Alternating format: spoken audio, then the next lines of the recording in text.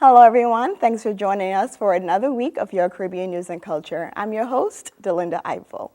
October is an awareness month for many significant causes, one of them being the annual Walk to End Lupus Now that takes place right here in the city of Boston.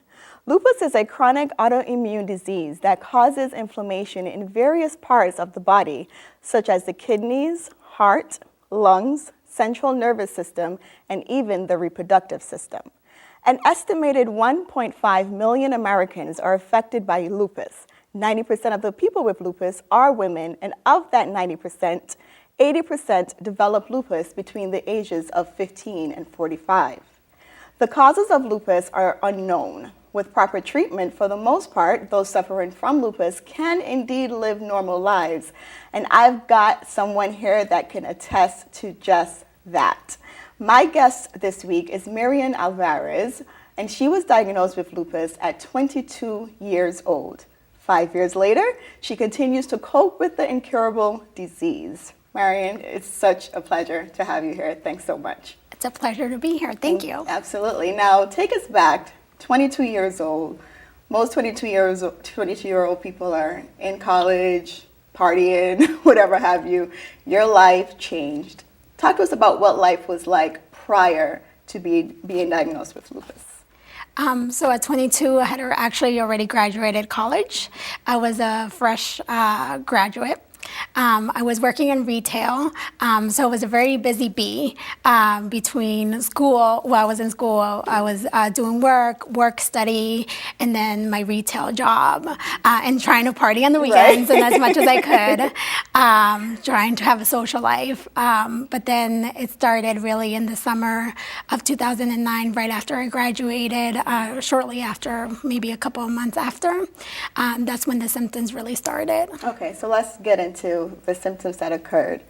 That day, you experienced your first symptom. What was it? How did you feel? What exactly was happening? So it really started with a lot of fatigue. On a daily basis, I was pretty tired, and I attribute it to, working retail, being on my feet all the time, working long hours, almost pretty much every day of the week. So it was like, okay, maybe I just need a little bit of rest. But as time was going by, I was realizing that no matter how much sleep I got, whether I got 8 hours, 10 hours, or 12 hours, or I could probably sleep the whole day, nothing would take away that fatigue that I felt. Mm-hmm. And then shortly after, I started feeling a lot of the not muscle pain, but the joint pain. Mm-hmm. So my knees were hurting. It was hurting to go up the stairs. My fingers were hurting. It would hurt to make a fist. It would hurt to try to do everyday tasks such as opening the door, turning the doorknob, washing dishes. And it even came as it progressed, it came to a point where it was becoming hard for me to even take off my clothes or put on my clothes. Oh, wow. I couldn't even tie my shoelaces. My sister had to help me do a lot of those tasks, and I'm like, oh my gosh, I am 22 years old. What is happening to me? Exactly. And I'm over here, and I'm like, I'm complaining about knee pain, and I'm 22, and I'm just like, this is something that sounds like people are going to not believe me. They're going to say, like, what are you, an old lady? So for the first few weeks, I kept it to myself. I was just trying to kind of suppress it and trying to get the most sleep that I could, because I did notice that if I got more sleep, I would feel a little bit better. But like I said, as time went by, I was feeling the symptoms getting much worse. Right. Now, you eventually went to the doctor. Well, actually, before you went to the doctor, there was an aha moment when you realized, you know what? This may actually be lupus that I have. Talk to us about that moment. So one other symptom that I didn't mention was that I was also losing my hair. Okay. So that was I knew that something wasn't correct, but I just couldn't pinpoint it. And then one day I'm sitting down watching TV, the Spanish channel, of course, with my mom, and a commercial comes on. And the girl is at the doctor's office, and then she's just saying how, she's waking up and she feels so fatigued. She's having joint pain. Everything hurts. It's hard for her to get out of bed. She's losing her hair. She's having fevers. All of the symptoms that I was experiencing myself. So I'm sitting there, and I'm like, oh my gosh, what is this? And then the girl asked her doctor, she's like, could I have lupus? And my heart just dropped. I can imagine. So it dropped because I didn't know what lupus was. So it was a bit confusing. I'm like, I don't know is this cancer? Right. What is it? Yeah, the fear that I can imagine. Yeah. Exactly. So I got my laptop. I got on Google, and the first thing I did is symptoms of lupus. And one of the first searches that came up was the Lupus Foundation of America, and they had a symptom checklist. And I was just basically going through that checklist, checking everything off, right. the headaches, the fatigue, the fevers, hair loss. So it was just like, I'm almost certain that this is what you have. Yeah. Exactly. So how did life change? Once you went to the doctor, what is it that the doctor advised? Once you were diagnosed, how did things have to change for you? So I had already made the appointment prior to seeing the commercial. So I did my research after seeing the commercial, and when I went to the doctor, I didn't want to initially tell her I have lupus because, I had that hope that maybe I'm wrong. Right. And I wanted her, just telling her what my symptoms were. I wanted her to kind of tell me, this is what you have. So I told her what my symptoms were, and she did, a regular physical, and then told me that it was runner's knee. And I'm sitting there confused because I'm like, I'm not a runner. Right. You can kind of see that I'm not a runner. And then she explains to me that, you don't have to be a runner to get runner's knee. So I was like, okay, that explains the knee pain. It doesn't explain the fevers. It doesn't explain the hair loss, and it's not normal hair loss. And it doesn't explain the headaches and all these other symptoms that are going on. So I was kind of baffled that she would tell me that. And then finally I was just like, to myself, I was like, Mirian, you have to tell her. Right. So I went out and I told her, I was like, listen, I think I have lupus. And she kind of was taken back for me to say that. And she says, what do you think you have lupus? And I told her, I was like, I've done my research. I actually saw a commercial. I went online and I researched symptoms of lupus, and I have the majority of those symptoms. So then, of course, she said that she was going to order some tests and determine if that's what I had. And you indeed did have it. Now let's talk about the support in the city of Boston. It was your first time experiencing such a thing. I can imagine fear, anxiety, confusion. What outlets did you turn to help you get through that era? So I had a lot of family and friend support. That was very important. Of course, in the beginning, as you mentioned, it was very tough because I was kind of embarrassed to say, this is how I'm feeling. But my family was such a great support, and my friends as well as the Lupus Foundation of America, because without, the information that they had online, I would have never have known that I had this. So they provided a lot of support. They had a lot of information on their website, and then there was phone numbers that I could call if I had questions. They actually have a nurse's line. So if I had a question about a new symptom that I was experiencing, I could call them. And then I had a lot of actual support through social networks. through Facebook, Twitter. I was on Twitter a lot. I actually met a lot of people across the country that have lupus through social networks. And I actually, maybe about 2 years ago, I met up with someone in New York who's now a great friend who also has it. And it's great to just know that there are other people out there. Right, that can help you get through it. Because it's something that lupus doesn't, there's no cure for lupus as yet. So you definitely will need that type of community as the years go on. Exactly. All right, well, we have the walk coming up. So we're going to talk about that a little bit. We have much more straight ahead. You're watching Your Caribbean News and Culture. We'll be right back.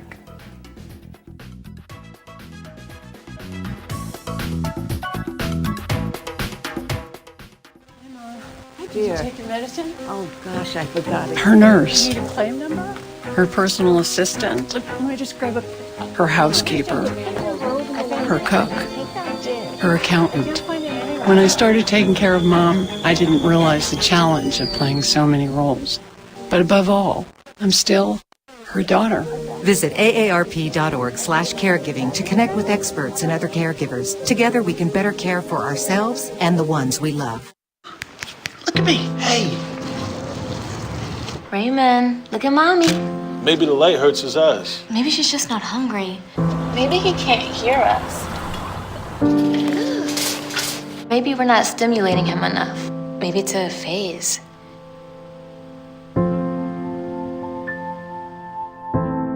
Avoiding eye contact is one early sign of autism. Learn the others today. The sooner it's diagnosed, the better.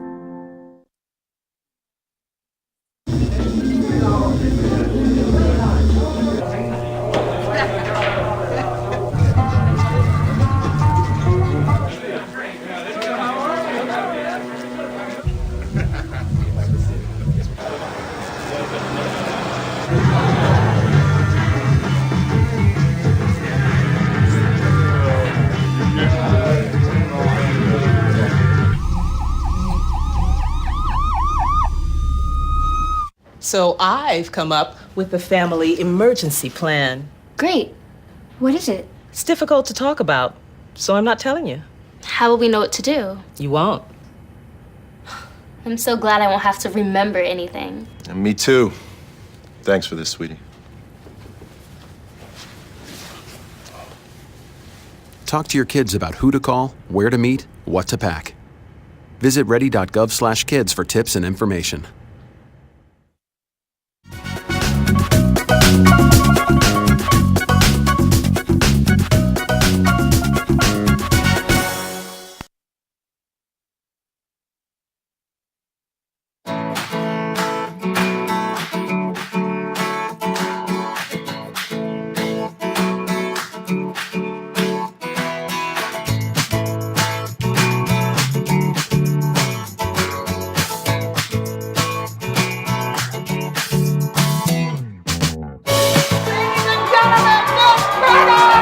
How's everybody doing? Thank you so much. I'm excited to be here. It's amazing to see so many people here. Give yourselves a round of applause. I'm walking for those who never had a chance. I walk for lupus for my sister and my nieces. I wanted to have a chance to give back to other people. We're walking in the walk because when I was 6 years old and my sister was 2, our dad passed away from lupus. We're walking in honor of all people struggling with lupus. Join the Lupus Foundation of America's Walk to End Lupus Now event in your community.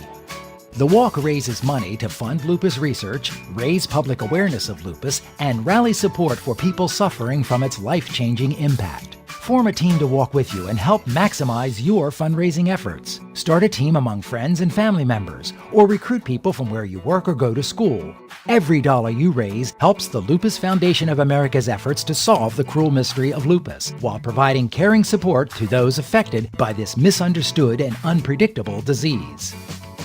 Step 1. Sign up at walktoendlupus.org. Step 2. Create your online fundraising page and make a personal donation that sets the pace for others to follow. Step 3. Use your fundraising page to email everyone you know. Begin by inviting 10 people to each donate $10. It's just that easy. But don't stop there. Raise as much money as you can so we can bring an end to lupus now. Go online to walktoendlupus.org and find an event near you. Sign up knowing your efforts will help improve the quality of life for all people living with lupus. All right, welcome back to Your Caribbean News and Culture, everyone. The Lupus Foundation of America is dedicated to improving the quality of life for all people affected by lupus through programs of research, education, and advocacy. The Walk to End Lupus Now is taking place here in Boston on Saturday, October 25th. And in the studio with me is Mirian Alvarez, who was diagnosed with lupus when she was 22 years old, and she's currently a committee member for the Boston's Walk to End Lupus Now. Now, talk to us about the walk. I understand you've been participating in it for about 3 years now with the Lupus Foundation of America. Talk to us about the day. What's the day like? Oh, it's awesome. So I'm very excited about it coming up so soon. So the walk starts at 11 a.m., as you may have mentioned. And it's right on the Boston Commons, so it's very accessible through public transportation. So, they have all the purple out, lots of balloons. There's a lot of excitement. When you get there, you see a lot of the different teams. People have their team T-shirts. Some of the teams that have been doing it for a lot longer may have a tent set up. They have some information brochures about different things. They may be giving out a few freebies and such. So it's really a great time. It's an exciting time for a good cause. Exactly. That's great. Now, the Lupus Foundation of America, let's talk about the importance and significance of the foundation for people with lupus. So one of the things why I chose to get involved with the Lupus Foundation of America is that they don't just focus on just research.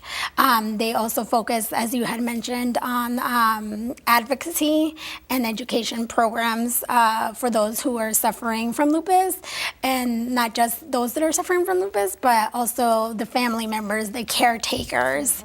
And then they also have the education piece for the providers, the doctors. So that to me is very important for them to provide information for the doctors, because it gets misdiagnosed very often. There are a lot of people that can go years without diagnosis, or with a different diagnosis of something that they may not have. So it's very important for me to bring that information to the physicians so that they're able to diagnose it in time, treat it in time, and then they can kind of, so that the disease doesn't progress and doesn't take its toll. Absolutely. Now, what advice would you give to someone who is in the beginning phases of finding out that he or she may have lupus? I would definitely advise them to research as much as they can. It is a little tricky with doing your own research, especially when you're going online, because, if you type in symptoms of lupus or could I have lupus, actually, if you type in could I have lupus, you'll probably be directed to the commercial that I had seen, because that's with the Office of Women's Organization. But it's very tricky because you'll get a lot of information from good sources and then bad sources.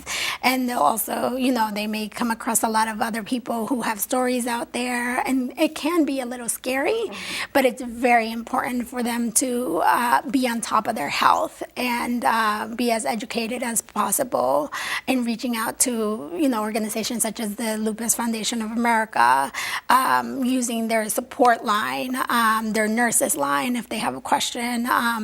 If they're unsure of something, it's great to do the research and just stay on top of it. I also like to advise them, don't be pushy with your doctor.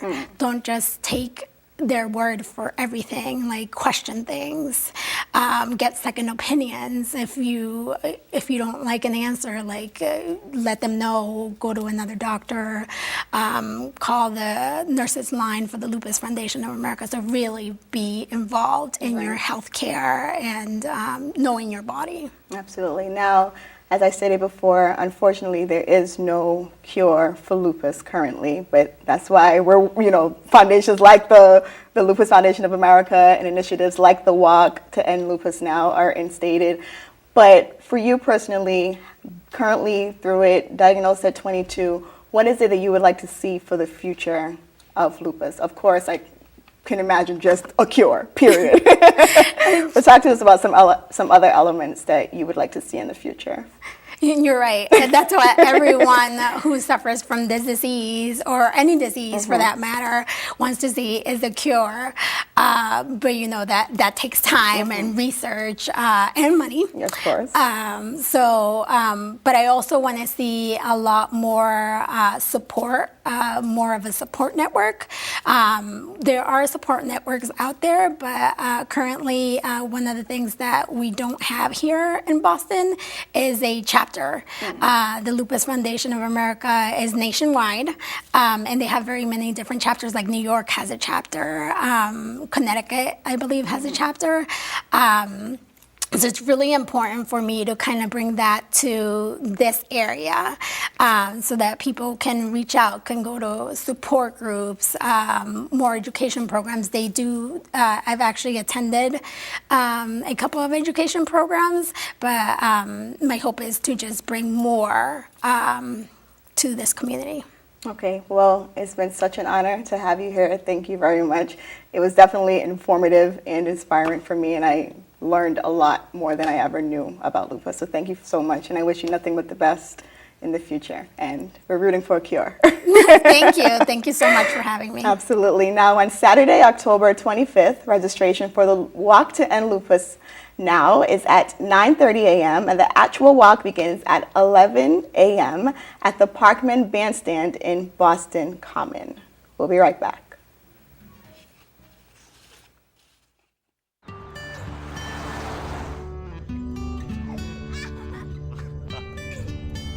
They say that when you're facing extreme danger, your life flashes before you.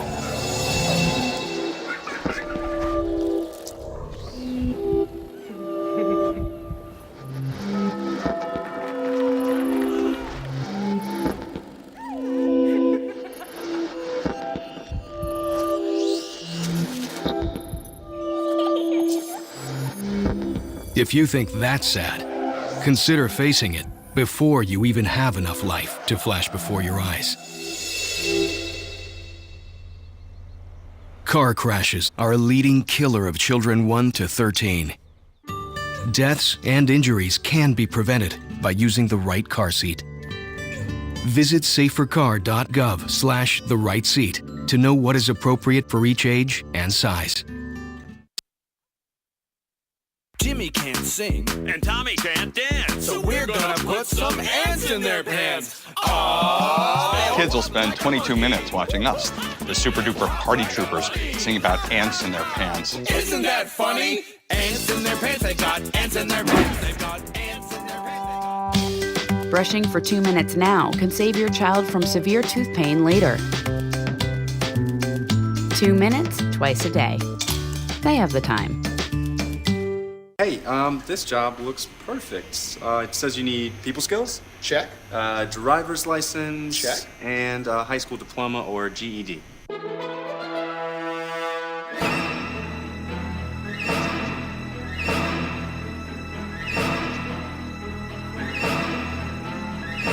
Skip the drama. Get your GED. I got that. You are good to go. Take that first step towards a better future and sign up for free classes now at yourged.org.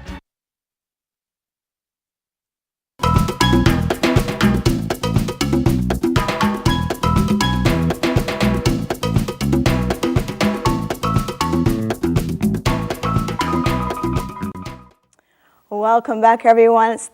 Thanks for staying with us throughout the show. I certainly hope that as we wrap up, you feel well informed and understand the importance of promoting awareness in the fight to end lupus, which, as you said, it impacts mostly minority women 2 to 3 times more impactful. Is that correct? That's correct. Yeah. It's 2 to 3 times more likely to impact the minorities, Hispanics, African Americans, Asians. So it's very important for me to get the word out there. Absolutely.